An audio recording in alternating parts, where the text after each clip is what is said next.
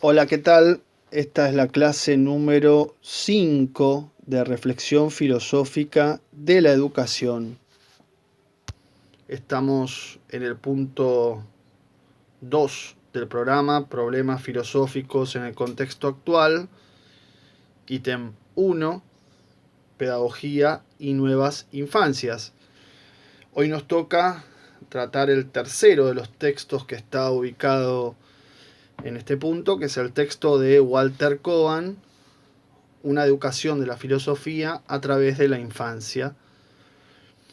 Previamente recordar que veníamos trabajando el texto primero de Tonucci acerca de la recuperación del significado, de la fuerza de la infancia, básicamente como investigación, curiosidad, descubrimiento. Y luego habíamos trabajado el texto de Freire y Foundes por una pedagogía de la pregunta, recuperando también la importancia, la fuerza que tiene la pregunta al momento de plantear, presentar, proponer. Y tratamos de recuperar esos dos aspectos muy fuertes en torno a la infancia para repensar la infancia de una manera diferente y repensar la pedagogía de una manera diferente. El texto de Cohen específicamente nos sirve justamente para eso, para pensar una nueva infancia. Y para entrar en este concepto de nueva infancia, sería bueno entonces contrastarlo con algunas visiones tradicionales, clásicas, respecto de la infancia. Dos palabras sobre Walter Cohen antes de empezar con este tema.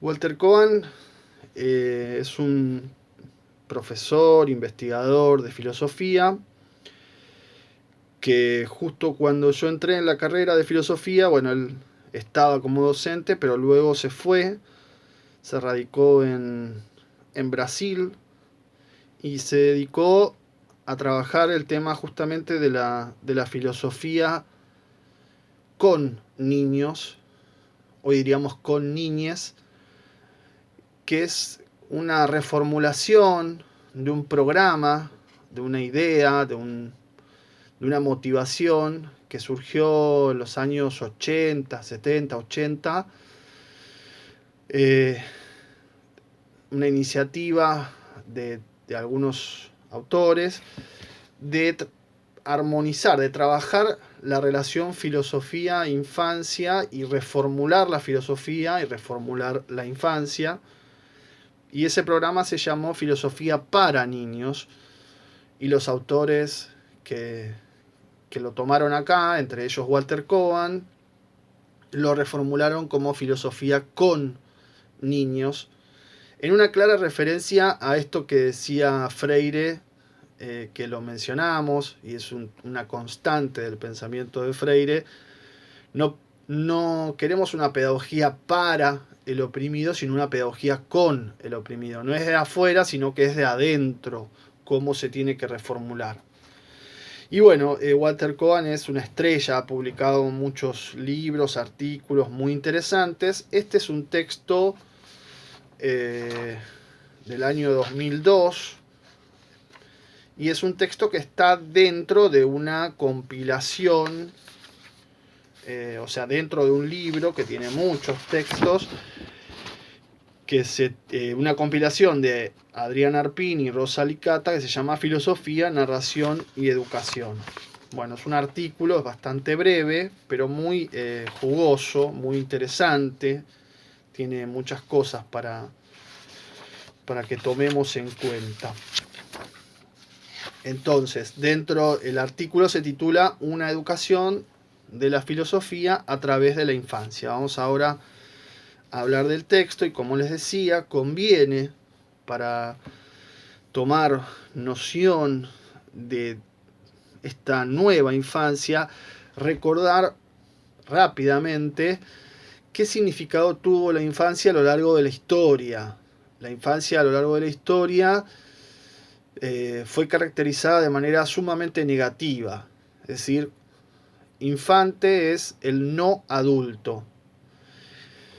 No solo no adulto en el sentido de, bueno, no es una entidad, no llega a ser todavía algo, sino que su desarrollo natural es el de ser adulto. Esta visión de la infancia tan negativa como una etapa de desarrollo insuficiente que tiene que terminar en ser adulto es muy fuerte, podemos decir, hasta prácticamente el siglo XX. Es decir, es muy fuerte esa visión en la Edad Media. La infancia prácticamente es un problema, es una novedad. Los chicos son una carga, pero también son una inversión en el sentido de que van a ser brazos que a futuro podrán ayudar a la economía familiar.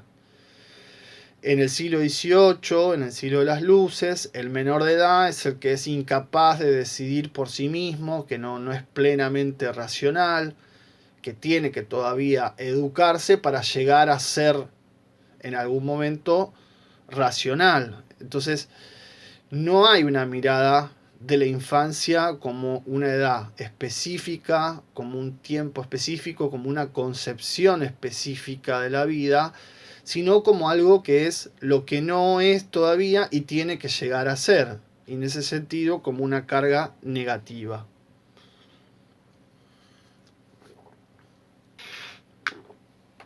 Uno podría decir, desde fines del siglo XIX, comienzo del siglo XX, o sea, hace un poco más de 100 años, empieza a haber dentro de la historia de la filosofía una mirada más positiva de la infancia como una edad que tiene su propio valor, su propio peso, su propia mirada. Y es más, esa mirada de la infancia empieza a ser considerada como filosófica, porque es la mirada del asombro, la mirada frente a lo nuevo, la mirada que pide razones, que pregunta todo, que conoce desprejuiciadamente la realidad. Y entonces hay toda una serie de filósofos, algunos de los cuales Walter Cohen menciona en el texto, que recuperan la infancia y que la recuperan en el sentido, bueno, no tiene por qué ser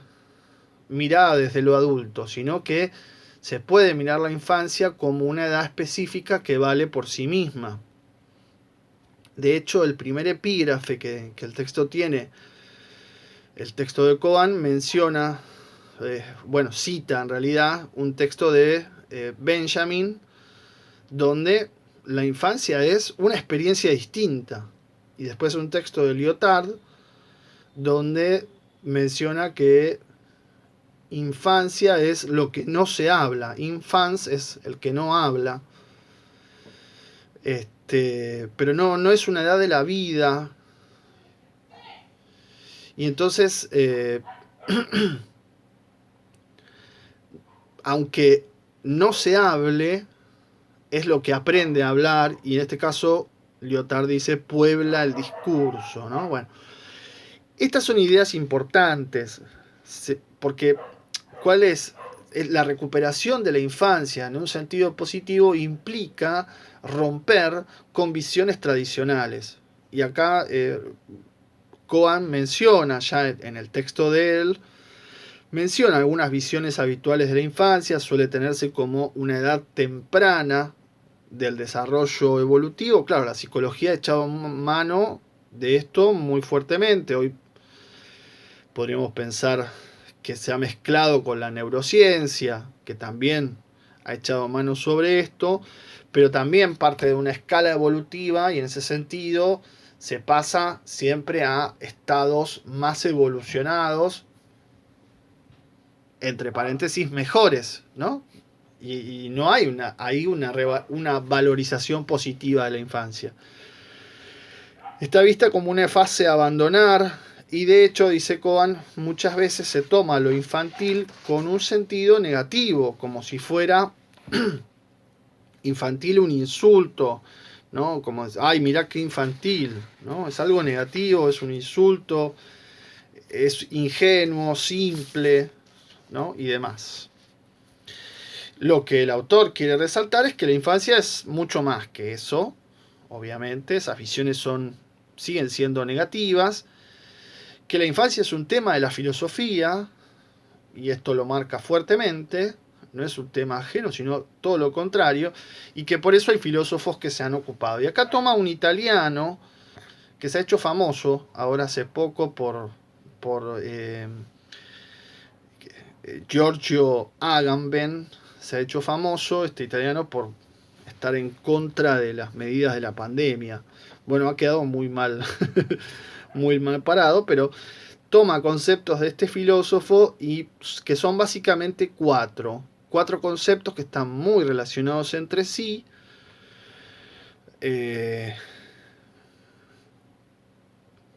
Uno los puede distinguir, son cuatro conceptos distintos, pero tienen mucho que ver, tienen mucha conexión. Los conceptos son lenguaje, historia, experiencia e infancia. El tema es que desde el punto de vista del lenguaje, uno no nace, nadie en realidad nace hablando, sino que el lenguaje se aprende palabra por palabra, se aprende digamos, el pasaje del significante al significado, y en la medida que se aprende uno mismo se va construyendo su subjetividad a través de ese aprendizaje del lenguaje. Con lo cual, no es que somos sujetos primero y después tenemos lenguaje, sino que nos hacemos sujetos en la medida en que aprendemos el lenguaje. El siguiente punto es la historia. El siguiente concepto relacionado es la historia. Gracias al lenguaje es que podemos construir, tener una historia. Claro, ¿no? Si no hubiera lenguaje es muy difícil realmente pensar en la historia.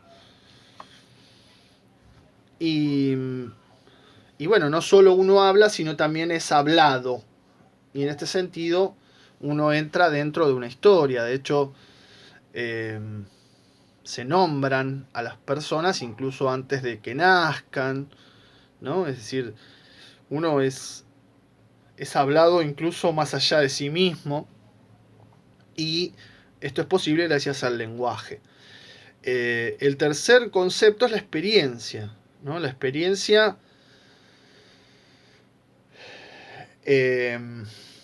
genera digamos, es la experiencia, ¿cómo explicarlo? Acá, bueno, esto por ahí vieron algo parecido en otra materia, quizás con los textos de La Rosa, ¿no? El pedagogo La Rosa. Bueno, pero la experiencia lo que marca es esto, ¿no? Es que uno está en constante aprendizaje, ¿sí? Uno está siempre aprendiendo cosas nuevas y permanentemente eso va redefiniéndonos.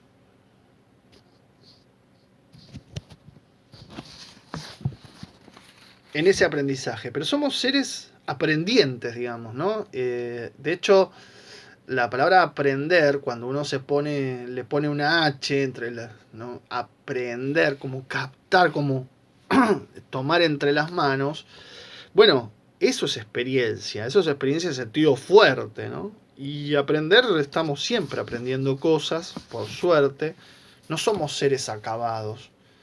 ¿No? Uno escucha a veces mucha gente grande que dice, yo ya estoy hecho, yo ya estoy de vuelta. Bueno, en realidad no. ¿No? Digo, la vida, la vitalidad es estar siempre abiertos al aprendizaje. Esto para nosotros como docentes es importantísimo. Estar abiertos a la experiencia de lo nuevo, estar abiertos al aprendizaje permanente es fundamental. Es fundamental. Porque nadie que enseña no puede estar cerrado al aprendizaje, ¿no? Tomando las ideas de Freire. Aprender es, yo diría, lo que nos mantiene vivos, ¿no? Exagerando un poco, pero es eso.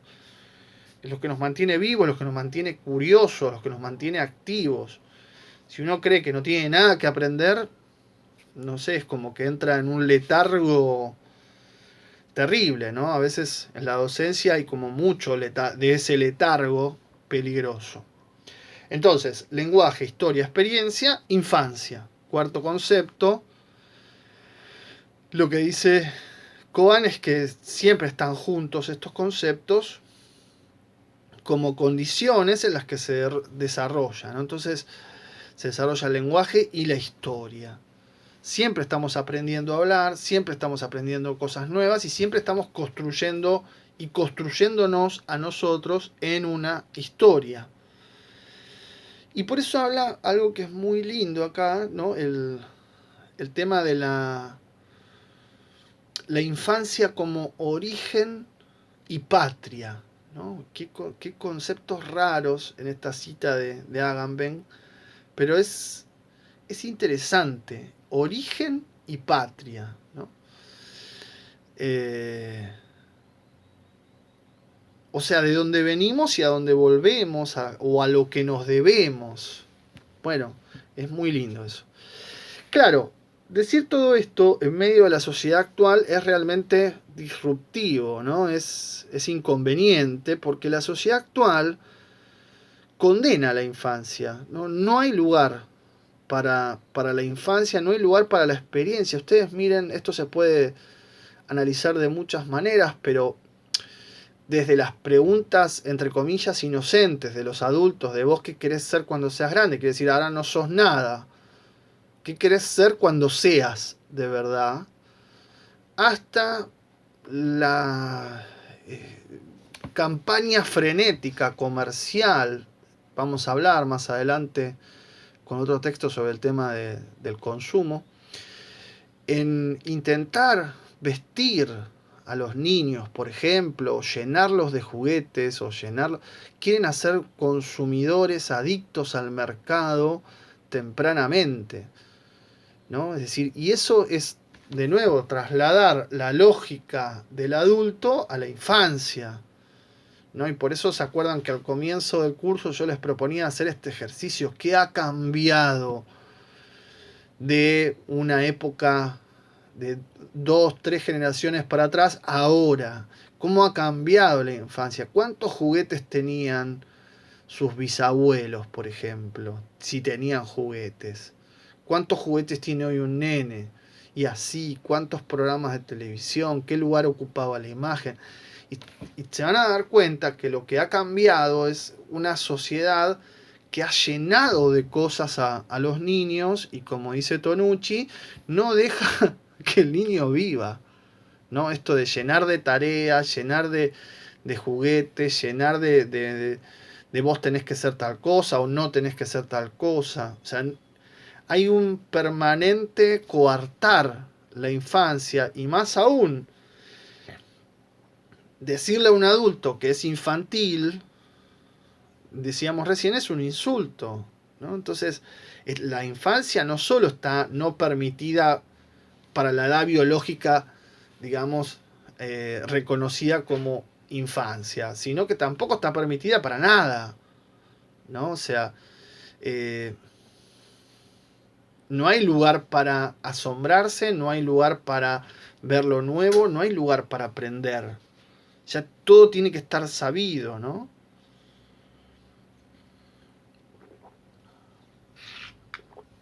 Entonces esta sociedad actual genera derrota, resignación, simulacro de una vida no vivida. Esto dice el autor, son tiempos hostiles a la infancia, ¿no? Y sueños no realizados. Esto es terrible, pero piénsenlo, pueden verlo de muchas maneras, ¿no? De nuevo, trasladado a nuestra profesión, recordemos lo que decían también Freire y Faundes, el docente no puede dar lugar a duda, no puede pensar que algo no lo sabe o no lo sabe bien.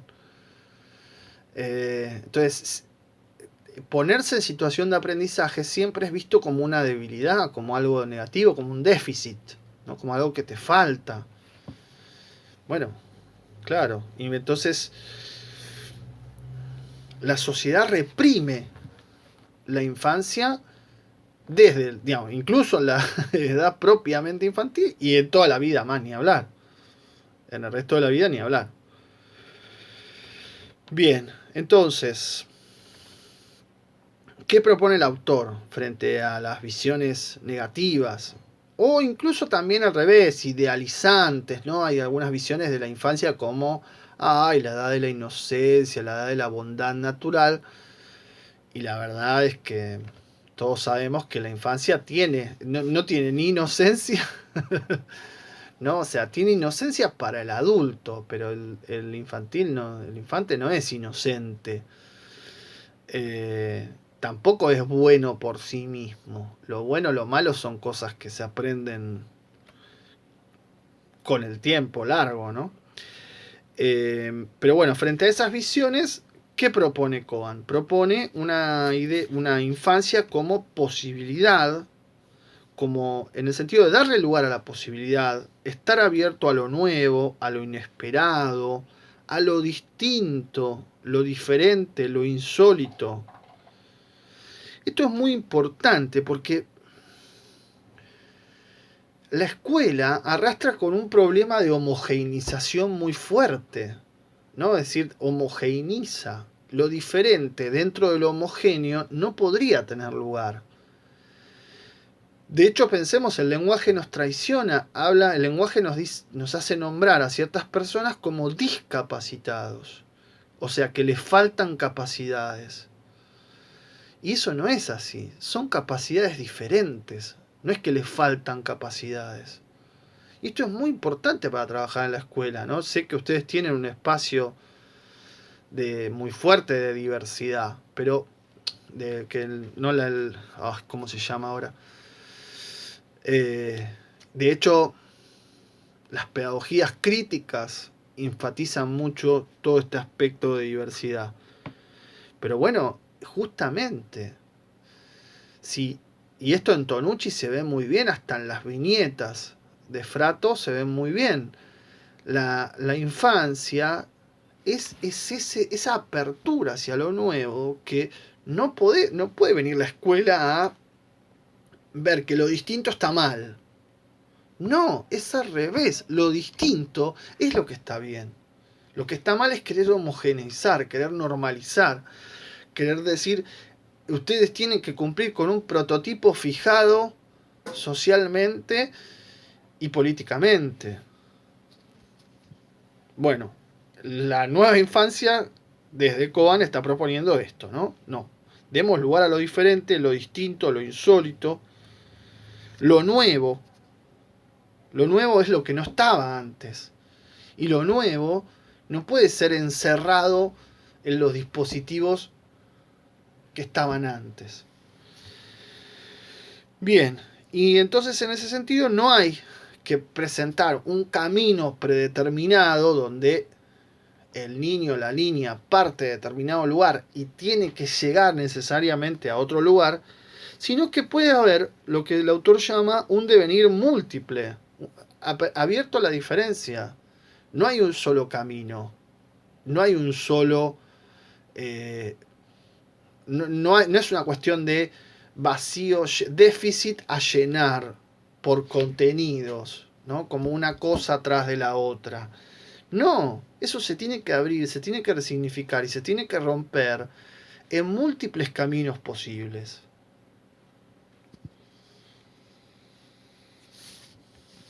Bien, esto entonces, el primer punto que se titula acerca de la infancia. El segundo punto se titula acerca de la educación. Voy cambiando las hojas, ustedes escucharán por ahí. Y también empieza con dos epígrafes, uno de Deleuze y otro de Grombowicz. Todos apellidos difíciles de pronunciar. Bueno, el de Deleuze es muy lindo, ¿no? El primero, hay que volver a ser niño, ¿no? Esta idea de volver a ser niño, restaurar la infancia. Y el de Grombowicz, ¿no? También, quizás podamos volver a la infancia. Y después también cita, después de esto, comienza, bueno, retomando los dos epígrafes, y después cita a una filósofa muy interesante, Hannah Arendt, que también habla de la natalidad, ¿no? La educación radica en la natalidad. ¿Y la natalidad qué es? Es el nacimiento de algo nuevo. Y ese algo nuevo no se puede predeterminar, prefijar, ¿no? Como si fuera algo moldeable. Si es algo nuevo, es un nuevo inicio, y este nuevo inicio es lo que lleva a la educación, un nuevo comienzo. Y por eso hay educación, porque hay algo nuevo. Pero entonces la educación no puede no tener en cuenta que eso algo nuevo tiene que de alguna manera romper con lo preestablecido. El tema es que, bueno, lo nuevo, y acá sí el autor menciona directamente el iluminismo, ¿no? O sea, el siglo XVIII, que claro, el siglo de las luces del siglo XVIII tiene una visión prefijada, ¿no? Donde el menor de edad en algún momento va a pasar a ser mayor de edad.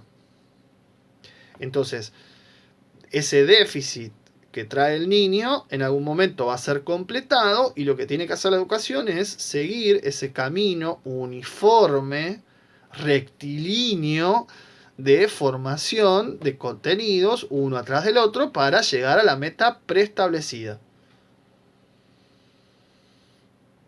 Por eso el iluminismo mide la educación por sus fines. Bueno, acá no hay lugar para lo nuevo. Uno podría decir, eso es una visión cientificista de la educación, ¿no? Cuando está prefijado el esquema hacia el cual se va a ir.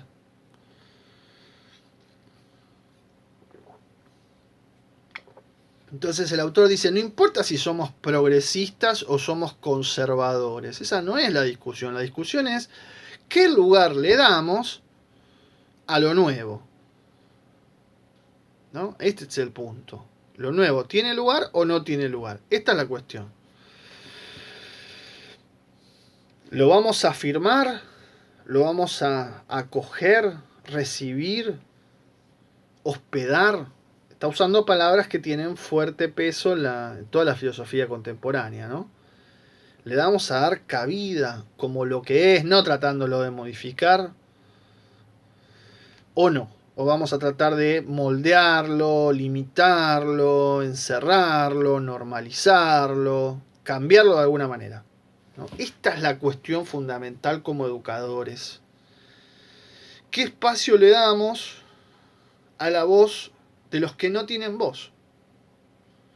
¿No? Por eso el chiste que poníamos ahí de la imagen de los Simpson, lo poníamos en forma de chiste, pero bueno, porque es un poco negro el humor de este profesor. ¿Alguien puede pensar en los niños? Bueno, es que este es el punto. ¿Alguien puede pensar en los niños? O sea, pensar en los niños, pero no desde la posición del adulto que quiere que los niños sean tal cosa, sino desde la posición de los niños por sí misma. Eso ahí hay que pensar. No traerlos a pensar como nosotros queremos que piensen. Eso es lo que está diciendo Tonucci. Por eso la educación es tan problemática. Y entonces dice, acá Cohen en la página 40, un pasaje muy lindo que me permito leer: en la medida en que no hablamos ni sabemos todo, en la medida en que el mundo no es lo que pensamos que debería ser, y por tanto nuestra historia está inconclusa, en esa misma medida somos seres de lenguaje, de historia, de experiencia y de infancia. Esto está en la página 40, abajo. El tema es que, bueno, como decíamos, esta sociedad no nos permite esta apertura, más bien quiere que nos cerremos y que tengamos, por decirlo así, conductas automáticas. Lo que sí puede hacer la educación es proponerse restaurar esta infancia, ¿sí? Educar a los niños no para que sean adultos o para lo que sean lo que los adultos quieren, sino en su ser niños propiamente. Y generar las condiciones, dice Cohen, para no perder o para recuperar esa experiencia propia de la infancia. Muy interesante, quizás hay que pensar cómo esto lo podemos llevar al aula, ¿no? Todavía faltaría acá dar un paso más, pero como premisa y ponerlo por ahí arriba entre nuestros valores importantes, creo que es muy interesante lo que está diciendo. El último apartado del texto se titula Acerca de la filosofía y también empieza con 2 epígrafes, uno de Michel Foucault, donde recupera la idea de la filosofía como pensamiento crítico, como poder pensar de otro modo, y otro de nuevo de Deleuze, criticando la imagen dogmática del pensamiento. Bueno, ahí se pone un poco oscuro en el tratamiento de ese tema, el autor, la imagen, porque es un tema bastante complicado, pero vamos a tratar de sacar lo principal. ¿Qué le interesa de la filosofía? Bueno, la filosofía es interesante como esto, como una experiencia intersubjetiva, ¿no? Donde pensamos, pero no pensamos solos, sino que pensamos de manera colectiva. Podemos cuestionar, nos preguntamos si el mundo podría ser de otra manera todo el tiempo y qué podemos hacer para que ese mundo sea de otra manera.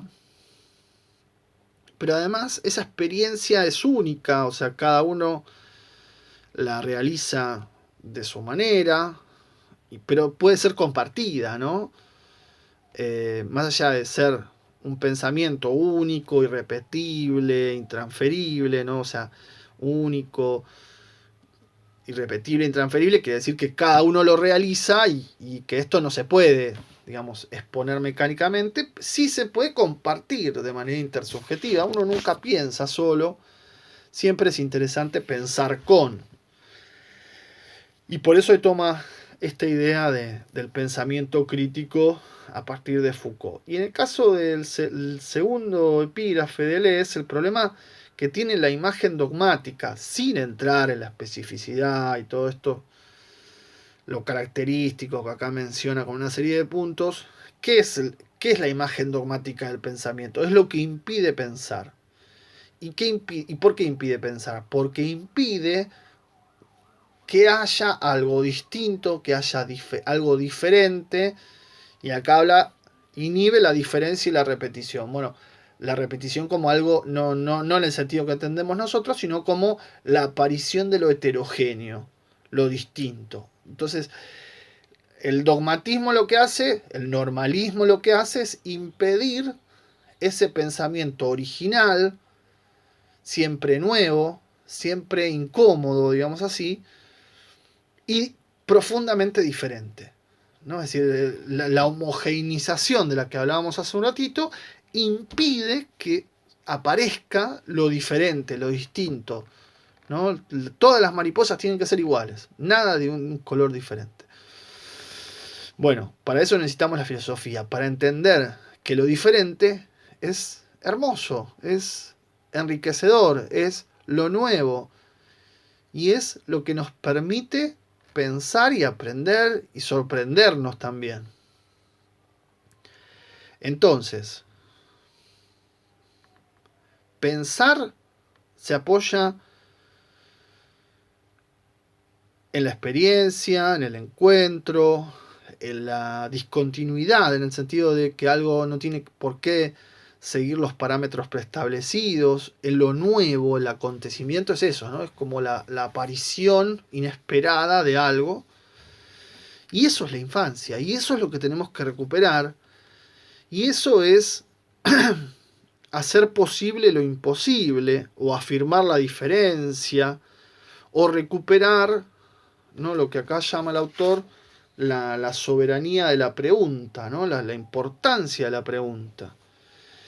Entonces, la filosofía efectivamente nos permite recrear esa experiencia de la infancia, recrear en el sentido de generar de nuevo, ¿no? de volver a generar, pese a los mandatos de la sociedad, y nos permite un encuentro genuino, ¿no? Donde demos lugar a esto que llamamos infancia de verdad, pero de verdad, no como algo fingido, ¿no? No como algo que, bueno, lo hacemos para quedar bien. No, no, no. Esto hay que tomárselo muy en serio, muy en serio, como docentes en permanente formación. Bueno, hasta acá entonces, con el texto creo que se hizo un poquito largo, pero dejemos para abierto a las impresiones de ustedes, que seguramente tendrán mucho para comentar. Y la próxima seguimos con el punto 2.2, digamos 2.2, el tema, a ver, el tema de la posverdad y los nuevos hábitos. Vamos a hablar un poco de comunicación, medios, con otros textos, consumo, mercado, ¿no? Con otros textos que ya vamos a ir mencionando.